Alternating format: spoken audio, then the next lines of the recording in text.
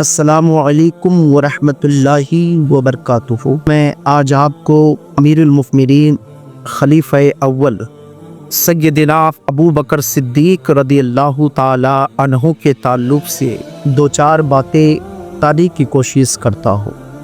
آپ تو بخوبی جانتے ہیں سیدنا ابو بکر صدیق رضی اللہ تعالی عنہ کا مقام کیا ہے، ان کی شان و شوکت کتنا بلند بالا ہے۔ سیدنا ابو بکر صدیق رضی اللہ تعالی عنہ ہمیشہ نیکی کمانے میں آگے رہتے تھے۔ آج کل کے ہمارے نوجوان جو اسلام کے شہزادے ہیں، نیکی کمانے میں سست کرتے ہیں، آگے نہیں رہتے، کوشش ہی نہیں کرتے ہیں کہ نیکی کمایا جائے۔ میرے پیارے، اگر نیکی نہ ہوگی نا، ایک نیکی کی کمی ہوگی تو آپ جنت میں نہیں جا سکتے ہیں۔ آج آپ کے پاس وقت ہے، ٹائم ہے، لیکن اپنی وقت کو کیا کر رہے ہیں؟ برباد کر رہے ہیں۔ لیکن سیدنا صدیق اکبر رضی اللہ تعالی عنہ کو کیا ضرورت تھی نیکی، ایک کام کرنے کی، نیکی کمانے کی کیا ضرورت تھی؟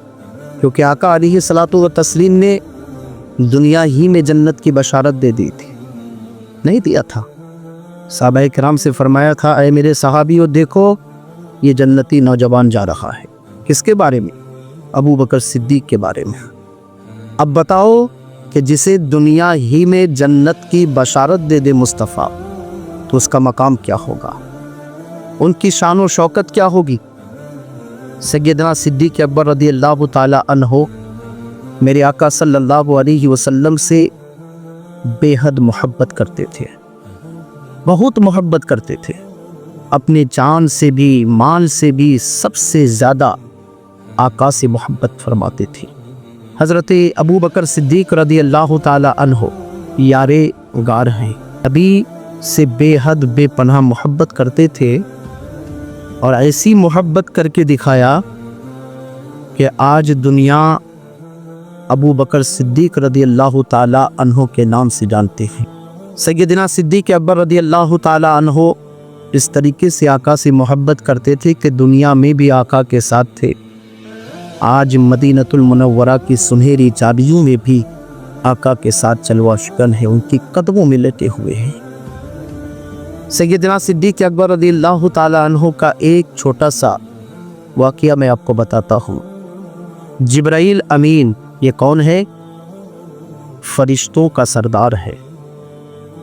سیدنا جبرائیل امین علیہ السلام خدمت اقدس میں حاضر ہو کر عرض کرنے لگا، کس کی بارگاہ میں؟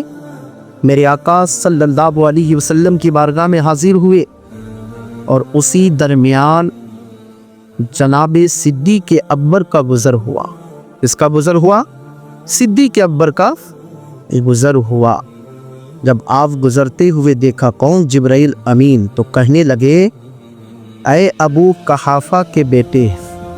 کیا فرمایا؟ اے ابو قحافہ کے بیٹے۔ جب اتنا کہا، میرے آقا صلی اللہ علیہ وسلم نے فرمایا، آپ انہیں کیسے پہچانتے ہیں؟ کیا فرمایا؟ آپ کیسے پہچانتے ہیں ان کو؟ عرض کیا، اس رب کی قسم، اس رب کی قسم جس رب نے آپ کو سچا نبی بنا کر کے بھیجا، اس رب کی قسم جس رب نے آپ کو سچا نبی، سچا رسول بنا کر کے بھیجا۔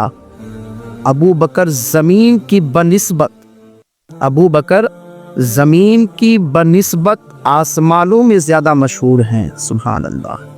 بتاؤ میرے پیارے، جبرائیل امین کیا کہہ رہے ہیں؟ آقا زمین میں تو مشہور ہے ہی، لیکن آسمانوں میں بھی ابو بکر کا چرچا ہو رہا ہے۔